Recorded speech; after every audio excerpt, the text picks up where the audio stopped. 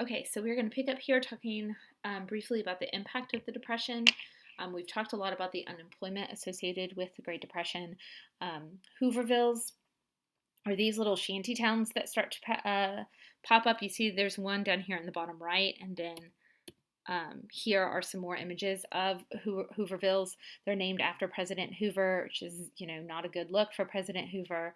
These little makeshift plywood, oftentimes cardboard homes that people were forced to escape to when they had nowhere else um, to go. We'll be looking at Hoovervilles a little bit more in depth.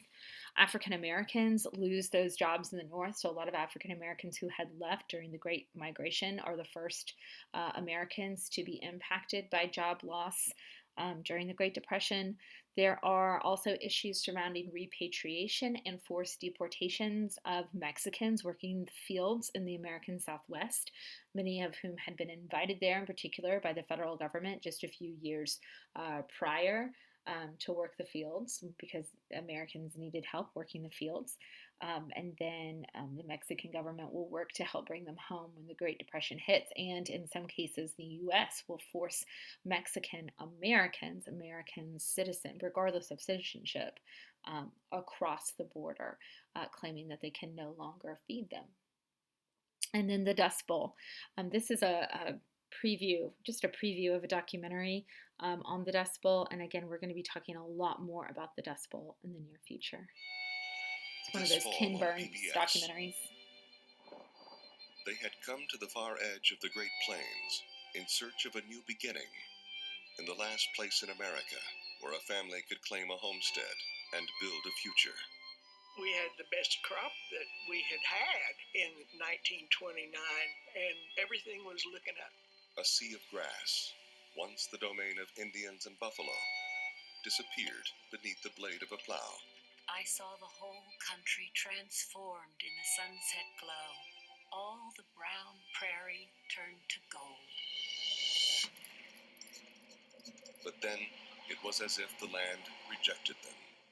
The rains stopped and the winds came. We saw this cloud coming in, black dirt. And I'll never forget my grandmother. She said, "You kids run and get together. The end of the world's coming."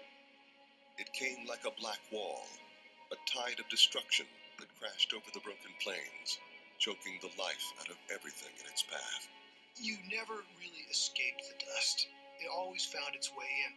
And that's, I think, what drove people crazy. Some would pull up stakes and move on, but most stayed, always looking to the promise that next year would be better. We were just too selfish, and we were trying to make money, and it didn't work out. Ken Burns tells the story of a generation that was buried and what it took to dig out. The Dust Bowl starts Sunday, November 18th at 8. So fascinating. It's a tragedy upon a tragedy. You have the tragedy of the Great Depression unfolding, and then this environmental and human tragedy that unfolds with the Dust Bowl. So we'll be looking at the Dust Bowl separately in a bit. And we've looked at these Hoovervilles. So the bonus army is this really fascinating story. I've got a little newsreel, an original newsreel. So the sound is funky. It's going to have like a little bit of a high pitch quality in a portion of it. So I don't want that to startle you. It sounds like a little bit of an alarm in the background, but it's pretty short, so I think it'll be okay. But if that bothers you, you might want to turn it down a little bit when I hit play. So the bonus army is a bunch of World War I veterans who get together and march on Washington to demand their bonus. The idea was that at the end of the war, that these veterans were promised a bonus a certain number of years later. Well, the Great Depression hits and they want their bonus early. So they march on Washington demanding their bonus early. They don't get it. And as a matter of fact, Hoover ends up burning their tent city that they erect on the Capitol grounds. Well, he doesn't obviously personally burn it, but they've been there for so many days that he ends up sending in troops. So it's interesting you have, present day, like currently serving troops going in and moving against, in many ways, these veterans of World War I who are asking for their bonus. The U.S. government cannot afford to give them their bonus, is the hard truth of it. But it's still another one of those tragedies within a tragedy. So I'll play you a little clip of footage on the bonus army.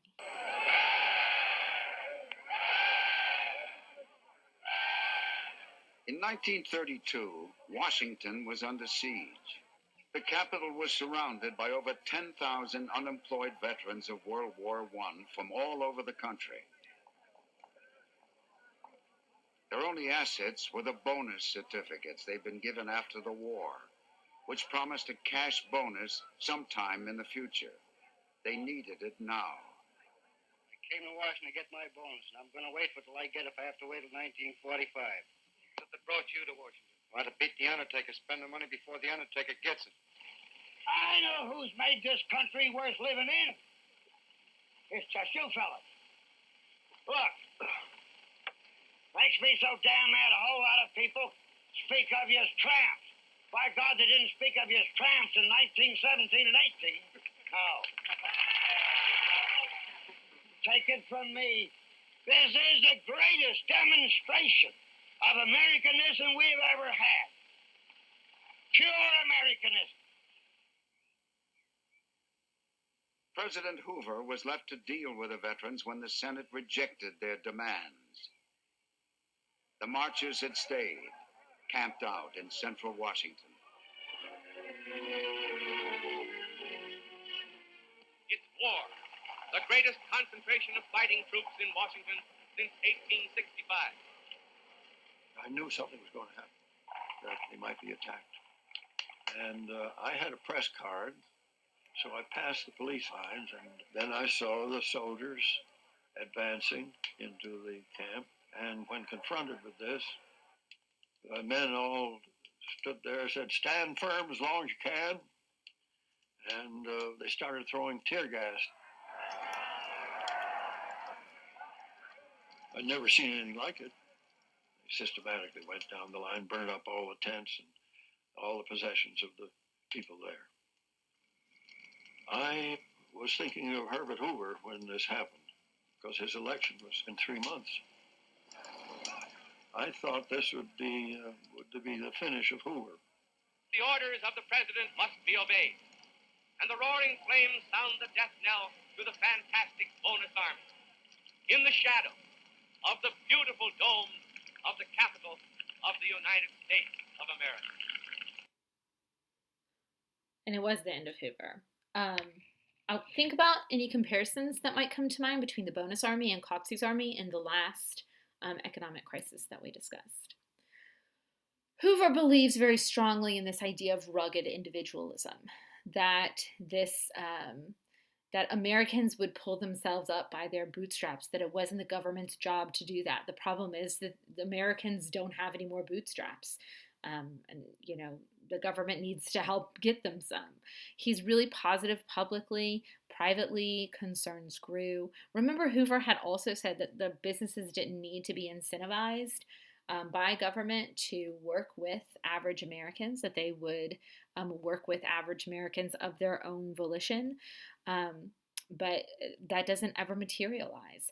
He does attempt public works, as I've mentioned, but he's unwilling to spend the money that it takes to really create jobs for Americans to pull themselves out of this. This is just not something that anyone had ever done before. And he lacks maybe some creativity, maybe some backbone in some ways to get the job done that needs to be done.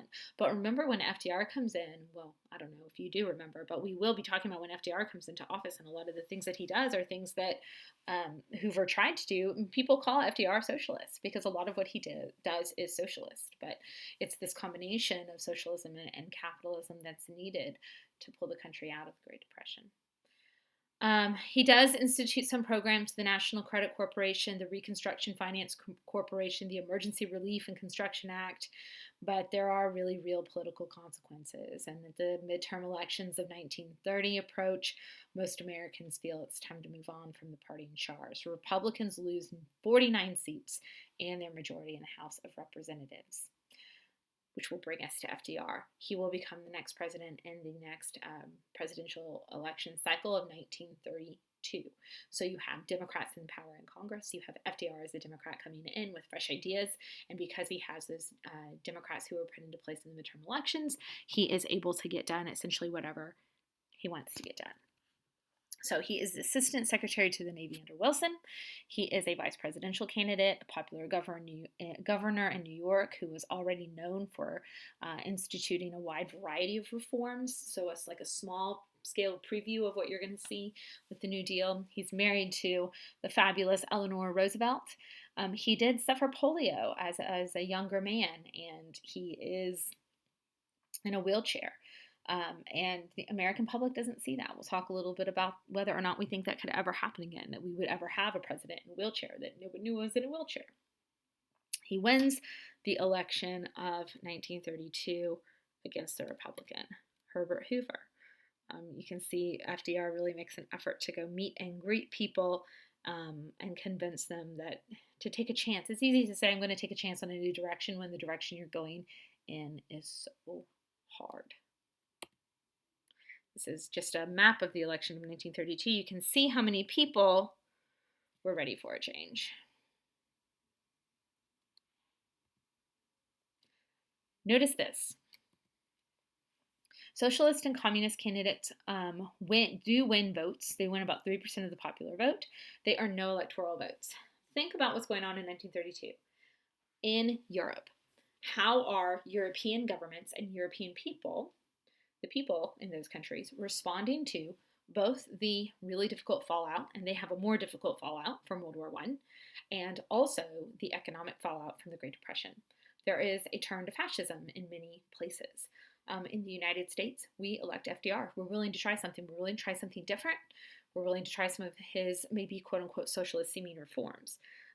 In Italy, they're willing to try Mussolini. Well, they don't vote for Mussolini, but he convinces many people that he can fix the problem. Hitler convinces many people that he can fix the problem. Everyone is experiencing very similar problems. And it's just interesting to think about the response of the United States versus the response of many countries in Europe that we will get to in World War II. Oh yes, I drew a square on that. That was helpful.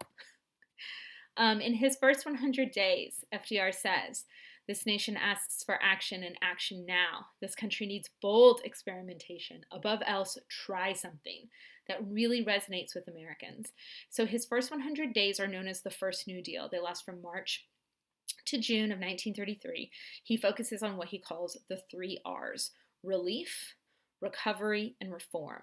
Relief to help people cope with the reality of the Depression, recovery to help end the Depression, and reform to prevent future economic problems. Not everyone agrees with his 3 R's or the way he's going to go about achieving these 3 R's, but he will, person by person, convince the people in his administration and convince everyday Americans that it's necessary. He hosts what are become known as fireside chats, where he comes to you, he sits by the fireside in the White House and does this radio address where he beams his voice into every home.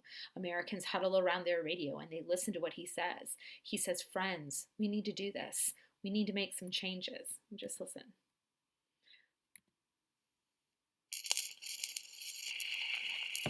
Ladies and gentlemen, the President of the United States. My friends, I want to talk for a few minutes with the people of the United States about banking. To talk with the comparatively few who understand the mechanics of banking, but more particularly with the overwhelming majority of you who use banks for the making of deposits and the drawing of checks. I want to tell you what has been done in the last few days and why it was done and what the next steps are going to be. I recognize that the many proclamations from state capitals and from Washington, the legislation, the Treasury regulations, and so forth, couched for the most part in banking and legal terms, ought to be explained for the benefit of the average citizen. I owe this in particular because of the fortitude and the good temper. I'm not going to play that whole thing. It's very difficult to understand. But in that particular fireside address, what he's doing is telling people that he's about to institute something called a banking holiday, where he's going to close the banks in an effort to sort of try to jumpstart some things. FDR called a lot of what he was doing pump priming. If you've ever heard of priming the pump, it used to have to do with like well water, if you were trying to get water out of a well. or like an old-fashioned, water pump in your backyard. I always compare it now with like a bottle of lotion or hand sanitizer, right? That might be a more apt description. When you first open the hand sanitizer and your first pump of that bottle, nothing comes out, right? You have to prime it. You usually have to pump it a few times before you finally get some of the hand sanitizer to flow. And so that's what FDR says he's doing. That what he's doing by using the government to directly inject money into the economy and directly to provide relief and jobs for people is priming the pump. That's what stimulus checks do, right? They prime the pump. If I get $300, the hope is that I'm going to go spend $300 out in the community to put that money back into circulation and to prime the pump, prime this economic pump. So, for example, relief payments and temporary jobs on government projects would lead to new money circulation, would hopefully lead to new demand for products, which would lead to new investments in business, which would lead to plant expansion, right? Business expansion, which would create new jobs and ultimately new profits. And that's it. Now we are primed. So that's FDR's goal. It makes perfect sense to us now, I think, in retrospect, but this is heavy stuff. This is new stuff. This is stuff that hasn't been tried yet. And then we're going to look, I'll have in your folder, there is in your folder, a giant list of all of the New Deal programs. So this is just an example of how they're categorized. His first one, his earliest programs in particular. What goes into the relief category, like Public Works Administration, the PWA. Public Works Administration is a lot of time what we heard of, or even the WPA, the Works Progress Administration, creating jobs. The TVA, the Tennessee Valley Authority, which we'll talk about in a second, that's all relief. And then reform is like Glass-Steagall Banking Act, the Security Exchange Act, Social Security Act, etc. This is when I said we're going to talk about the TVA in a second. So the TVA is one of these public works projects that is going to be created and really impact us. This is areas served by TVA electric power. MLGW is thinking about getting its electricity from TVA. That's been an ongoing debate for the past several months. They dam a lot of places in the Tennessee Valley, and they flood a lot of places in the Tennessee River Valley. So if you have ever seen Oh Brother, Where Art Thou? There is a part in that movie where a huge area is flooded and they're floating and cabins are floating and cows are floating. That is a reference to the flooding of the Tennessee River Valley. It creates electricity to a good portion of the South that had not seen electricity ever, which is kind of shocking to think about. This was one of the worst places in the whole country in terms of access to electric power. But it also puts people to work who are contributing to building this project.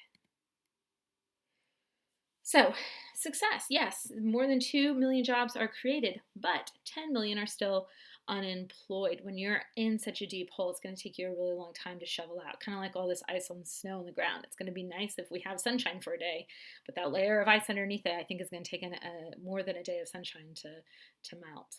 So he has critics on the left and the right. On the right, we're regulating business too much. There's too much federal involvement with power over the states. There's too much debt or deficit spending. On the left, we're not going far enough. Individuals like Huey Long, Charles Coughlin, Francis Townsend. Huey Long ultimately will be assassinated. We're going to look at one of his speeches. But they say, what are you doing? Why aren't you going further? This is Charles Coughlin. He's a Catholic priest, and he's going to be criticizing FDR. There is written in the Constitution of the United States that Congress has the right to coin, issue, and regulate the value of money. That's good Americanism, and it's good enough for me.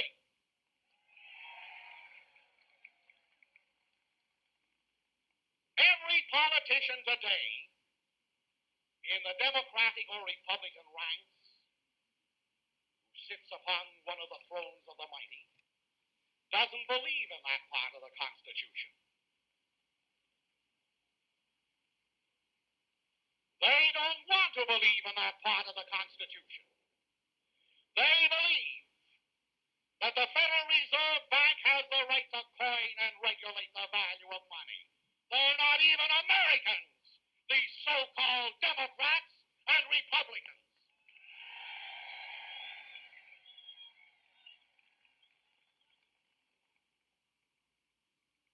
And so, Mr. Roosevelt, who was very loquacious in 1933 about driving the money changers out of the temple, is now bent upon another policy.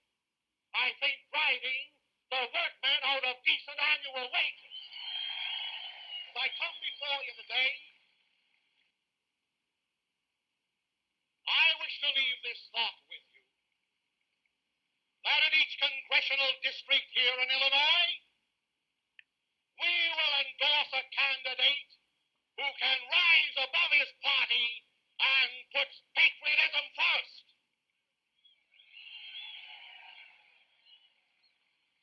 He may be a Democrat or a Republican or whatnot, but we're through with the sham battle of politicians, and now we're on our own.